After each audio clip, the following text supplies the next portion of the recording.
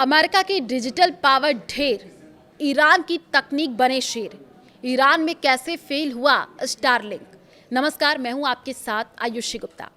Iran, Israel और America की जंग का एक पहलू ये भी है कि ईरान की जनता पिछले 35 दिनों से इंटरनेट ब्लैकआउट झेल रही है। आम लोग बाकी दुनिया से डिजिटली कनेक्ट नहीं है। ईरान के मंसूबों पर पानी फेरने और ईरानी जनता तक इंटरनेट पहुंचाने के लिए अमेरिका ने अपनी सबसे मजबूत डिजिटल पावर स्टारलिंक को इस्तेमाल किया, लेकिन ट्रंप सरकार की ये कोशिश पूरी तरीके से फेल होती हुई दिख रही है। तमाम रिपोर्टों में ये सामने आया है कि स्टारलिंक के जरिए ईरान को इंटरनेट से जोड़ने की अमेरिका कोशिश सफल नहीं हो पाई है। अब तो ईरान ने स्टारलिंक को उसके वैध लक्ष्यों में शामिल कर लिया है, यानी ईरान अब स्टारलिंक को भी अपना निशाना बनाएगा। टेक रडार की रिपोर्ट यानी आईएफ के अनुसार जब से ईरान पर अमेरिका इजराइल युद्ध शुरू हुआ है, ईरान में इंटरनेट काफी हद तक काट दिया गया है। ईरान में बड़ी संख्या में लोगों ने स्टारलिंक से कनेक्ट करने की कोशिश की, लेकिन ईरानी खुफिया एजेंसियों ने स्टारलिंक उपकरणों के यूजर्स का पता लगाने, उन्हें जब्त करने और गिरफ्तार करने के प्रयास तेज कर दिए। याद रहे कि ईरान में स्टारलिंक का इस्तेमाल गैर कानूनी है, क्योंकि सरकार ने उसे सेवाएं चालू करने की मंजूरी नहीं दी है। एलन मस्क की कंपनी ने ईरान के लिए स्टारलिंक इंटरनेट को फ्री किया हुआ है। ईरान में इराक के रास्ते स्टारलिंक डिश को चोरी छुपे लाया जा रहा है।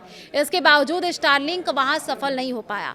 डिशों की लगातार धरपकड़ के कारण ईरान में अधिकतम लोग इस सर्विस को इस्तेमाल ही नहीं कर पा रहे हैं। हाल ही में ईरान ने सैटेलाइट इंटरनेट कंपनी स्टारलिंक को एक वैध लक्ष्य माना है। ईरान ने स्पष्ट कर दिया है कि वो क्षेत्र में स्थित अमेरिकी कंपनियों को निशाना बनाएगा।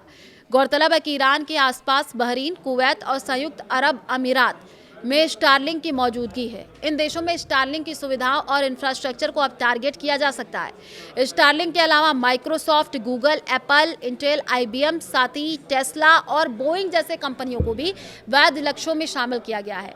रिपोर्टों के अनुसार ट्रंप प्रशासन ने गुप्त रूप से लगभग 6000 से 7000 स्टारलिंक टर्मिनल ईरान के प्रदर्शनकारी और कार्यकर्ताओं की मदद के लिए भेजे हैं। ईरानी सुरक्षा बल घर घर जाकर के स्टारलिंक डिश और उपकरणों को जब्त कर रहे हैं। हाल ही में देखिए 139 टर्मिनल जब्त किए गए हैं, 46 लोगों को गिरफ्तार किया गया है। ईरान सैन्य ग्रेड जीपीएस जैमर्स का उपयोग कर रहा है ताकि स्टारलिंक सिग्नलों को बाधित किया जा सके। स्टारलिंक का उपयोग करने वालों के लिए 2 साल की जेल या उससे भी गंभीर सजा, कुछ मामलों में मृत्यु दंड तक का प्रावधान किया गया है। ईरान में इंटरनेट सेवाएं पिछले करीब 35 दिन से गंभीर रूप से प्रभावित है, जिससे देश की लगभग 9 करोड़ आबादी का बाहरी दुनिया से संपर्क लगभग टूट गया है। इंटरनेट मॉनिटरिंग संस्था नेटब्लॉक्स के अनुसार देश में इंटरनेट एक्सेस सामान्य स्तर के केवल करीब 1% तक सीमित रह गया है।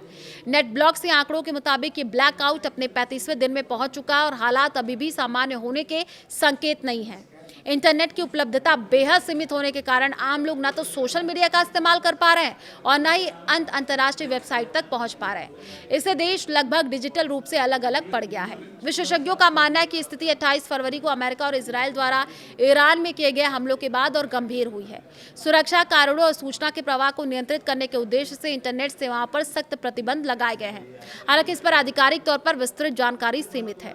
मौजूदा हालात में ईरान में केवल कुछ चुनिंदा सेवाएं और राष्ट्रीय इंटरनेट नेटवर्क ही सीमित रूप से काम कर रहे हैं। इस घरेलू नेटवर्क के जरिए बैंकिंग, सरकारी पोर्टल, कुछ आवश्यक सेवाएं संचालित की जा रही हैं, लेकिन वैश्विक इंटरनेट तक पहुंच लगभग बंद है। रिपोर्ट्स के अनुसार ईरान सरकार सैटेलाइट आधारित इंटरनेट सेवाओं को भी सीमित करने की कोशिश कर रही है। इसके लिए उन्नत तकनीकों का इस्तेमाल किया जा रहा है, जिससे बाहरी नेटवर्क तक पहुंच और मुश्किल हो गई है। विशेषज्ञों का कहना है कि इतने लंबे समय तक इंटरनेट सेवाएं का बाधित रहना किसी भी देश के लिए गंभीर स्थिति को दर्शाता है। इससे सूचना के प्रवाह पर असर पड़ता है, पारदर्शिता भी प्रभावित होती है। ईरान में जारी ये डिजिटल ब्लैकआउट पश्चिम एशिया में बढ़ते तनाव के बीच एक महत्वपूर्ण मुद्दा बन गया है, जिस पर अंतर्राष्ट्रीय समुदाय की नजर बनी हुई है। ईरान ने चेतावनी दी है कि वो खाड़ी देशों में स्थित अमेरिकी टेक कंपनी जैसे गूगल, एप्पल, मेटा के डेटा सेंटर्स को निशाना बना सकता है, जिससे वैश्विक इंटरनेट सेवाएं भी प्रभावित हो सकती हैं।